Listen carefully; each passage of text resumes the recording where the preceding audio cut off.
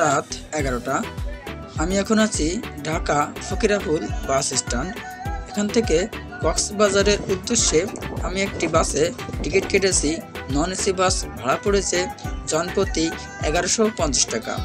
আমি আপনাদেরকে নিয়ে যাব সেই কক্সবাজারের সমুদ্র সৈকতে। তো আল্লাহর রহমতে যদি ঠিকভাবে গাড়ি চালানো হয় তবে সকালবেলা আপনাকে নামিয়ে দেবে কক্সবাজারে।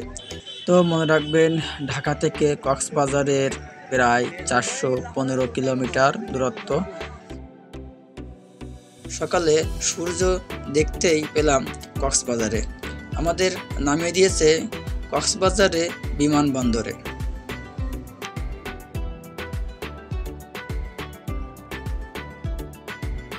সকাল 9টা। আমি এখন আছি কক্সবাজার সমুদ্র সৈকতে। ভোরবেলা থেকে এখানে গোসল শুরু হয়।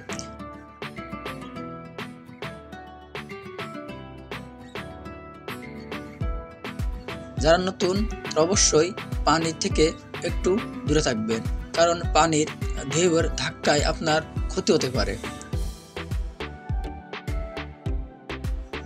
কক্সবাজার বাংলাদেশের দক্ষিণ পূর্বাঞ্চলে একটি গুরুত্বপূর্ণ জেলা, যা মূলত তার দীর্ঘতম অবিচ্ছিন্ন প্রাকৃতিক সমুদ্র সৈকতের জন্য বিখ্যাত।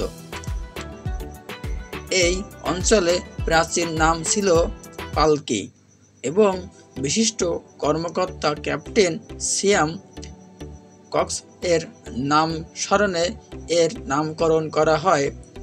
জলটির প্রধান ভাষা চাটগাইয়া বা চিটাগাঙ্গা।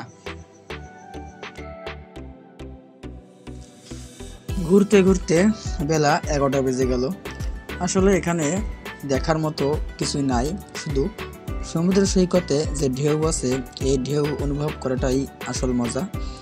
তো আমি এখন এখান থেকে চলে যাব আমার বাসায়, গিয়ে সেখান থেকে রেস্ট নেব। রেস্ট নেওয়ার পরে দুপুরবেলায় নাস্তা করে খাওয়া দাওয়া করে সেখান থেকে আমি বেরিয়ে পড়ব আপনাদের সেই অন্যান্য জায়গায়। তার ভিতরে একটি আছে, যেহেতু ওখানে এখনো ব্রিজের নাম দেওয়া হয়নি, যার কারণে ওখানকার মানুষেরা নাম দিয়েছে নতুন ব্রিজ।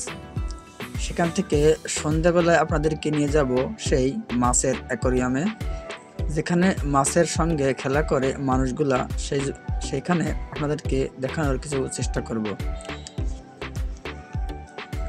তো দেখছেন আমার সামনে এই হোটেলটি বড় 7 তলা। এই হোটেলের ভিতরে আমি বাসা নিয়েছি। চলুন ভিতরে প্রবেশ করে দেখি ভিতরে কি আছে।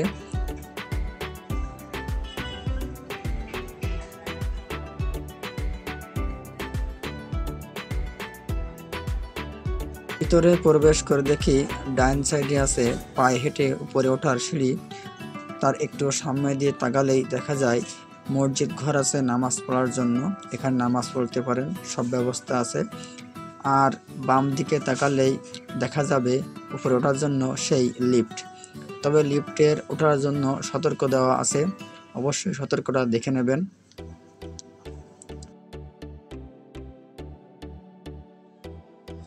তো দুপুর বেলায় বিশ্রামের পরে চলে আসলাম নিচে খাবারের জন্য। দেখেন আমার সামনে যে হোটেলটি আছে, সাধারণভাবে কম টাকার ভিতরে আপনি এখান থেকে ভালো খেতে পারবেন। আর এখান থেকে পূব দিকে তাকালেই মসজিদ, আর উত্তর দিকে তাকালেই আমার বাসা। দেখেন এখানে আপনি আসবেন, খাবেন।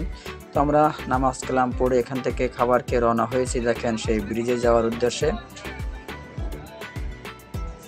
তো আমার সঙ্গে 6 জন লোক ছিল, যেহেতু একটা বাসা একা নিলে লস, যার কারণে আমরা 6 জন একটি বাসা নিয়েছিলাম।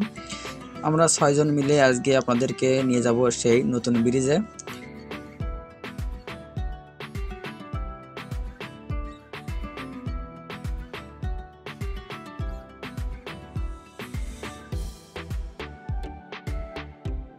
দেখতে পাচ্ছেন আমার সামনে এই যে নতুন ব্রিজে চলে আসছি।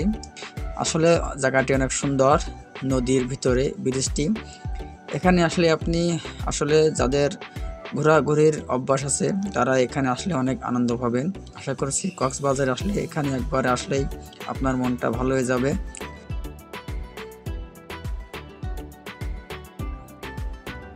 তো আমরা অনেক ঘোরাঘুরির পরে এখান থেকে ফিরে যাব আমাদের সেই অ্যাকোরিয়ামে, যেখানে মাছের খেলা।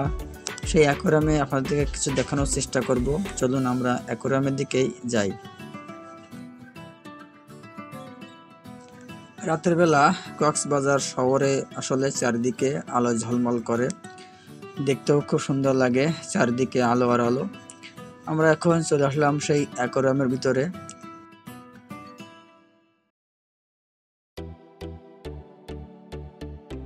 আমার সামনে দেখছেন এখানে কিছু মানুষ দাঁড়িয়ে ছবি তুলছে। এখানে একটি ঝর্ণা দেওয়া আছে, যেটা এই ঝর্ণাটি বানানো ঝর্ণা, যার কারণে মানুষ এখানে লাইটিং দেওয়া আছে, ছবি তুলছে, কেউ ভিডিও করছে।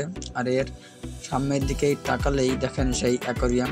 তো আপনারা এখানে আসবেন, আসলে অ্যাকোরিয়ামের ভিতরে ঢুকবেন, দেখবেন মাছের খেলাধুলা, অনেক মজা পাবেন। তো আমরা এখন এখান থেকে চলে যাব আমাদের কক্সবাজার সমুদ্র সৈকতে। রাতের বেলায় কেমন দেখা যায় চলুন আপনাদেরকে সেখানে নিয়ে আসি।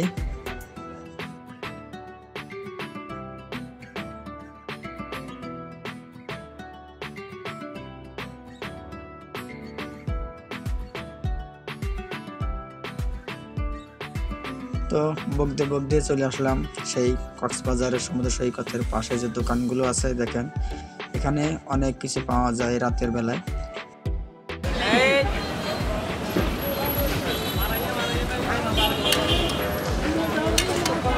ওটা কি ভিটা ভাইয়া?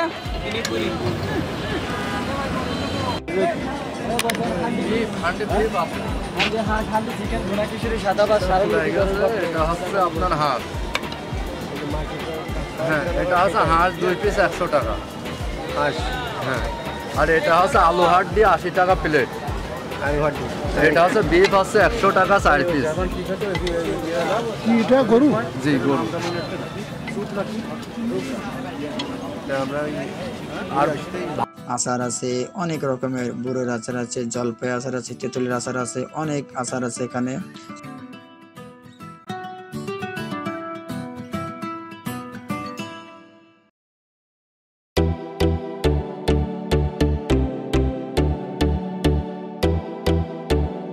তবে আপনাদেরকে আমি আরেকবারও সতর্ক করে দিতে চাই, কারণ এখানকার মাছগুলো কিন্তু যদিও সামুদ্রিক মাছ, তারপরও অনেক দিন এখানে থাকে, 1 দিন 2 দিন, যার কারণে অবশ্যই মাছগুলো নেওয়ার আগে ভালো করে দেখে নেবেন।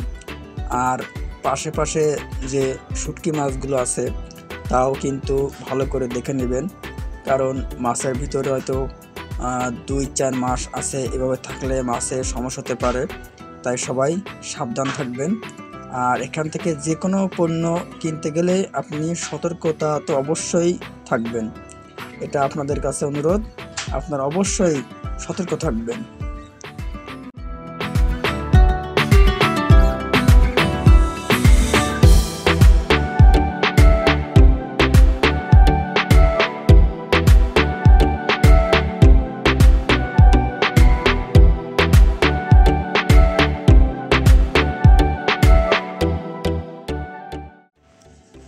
এখানকার মাছে কিন্তু অতিরিক্ত দাম, যার কারণে মাছ নেওয়ার আগে ভালো করে দোকানদার সঙ্গে হিসাব কিতাবগুলো বুঝে নেবেন, কারণ মাছ নেওয়ার পরে কিন্তু কথাবার্তা বাড়িয়ে কোনো লাভ নাই, অবশ্যই ভালো করে কথাবার্তা বলে নেবেন।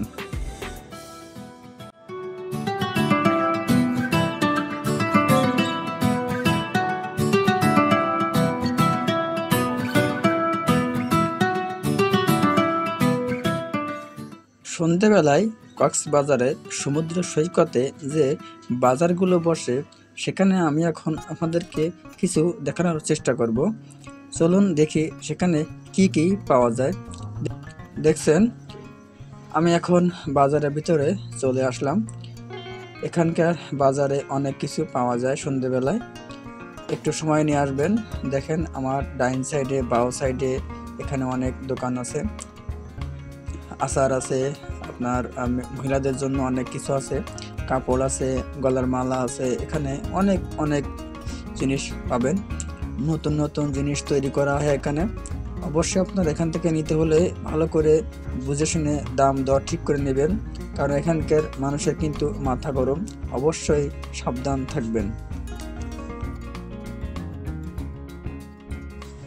তো এখানে দেখি রাতের বেলায় কিছু লোক গোসল করছে, আর আশেপাশে কিছু দোকান আছে, যেহেতু আলো কম, চান্দিরাত, তারপরও দেখেন অনেক মানুষ এখানে এসে নীরবে বসে থাকে।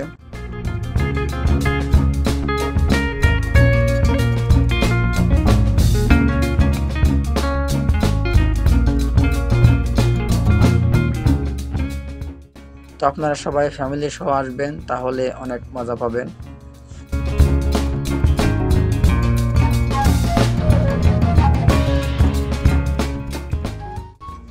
তো এই ছিল আজকের ভিডিও। আগামীকালকে আপনাদেরকে নিয়ে যাব সেই পাটোয়ার টেক কক্সবাজার।